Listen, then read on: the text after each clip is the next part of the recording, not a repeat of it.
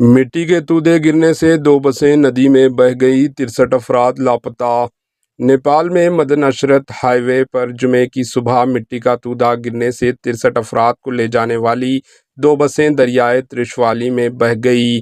یہ واقعہ کھٹمنڈو جانے والی 2 بسیں انجیل بس اور گنپتی ڈیلکس کے ساتھ علاقوں میں شدید بارش کے درمیان صبح 3:30 کے قریب پیش آیا۔ چتوان کے چیف ڈسٹرکٹ افسر نے بتایا کہ جب بسیں ہائی وے پر سے گزر رہی تھیں اس وقت مٹی کے تودے گرنے لگے، جس سے سڑک سے گزرنے والی بسیں دریا میں گر گئی۔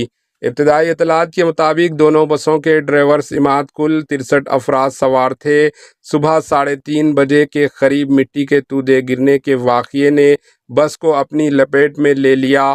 ہم جائے حادثہ پر موجود ہیں اور تلاشی مہم جاری ہے۔ مسلسل بارش لاپتہ بسوں کی تلاش کی ہماری کوششوں میں رکاوٹ بن رہی ہے۔ نیپال کے وزیر اعظم نے تمام سرکاری ایجنسیوں کو مسافروں کی تلاش اور ریسکیو کرنے کی ہدایت کی ہے۔ Bureau report, AHN news.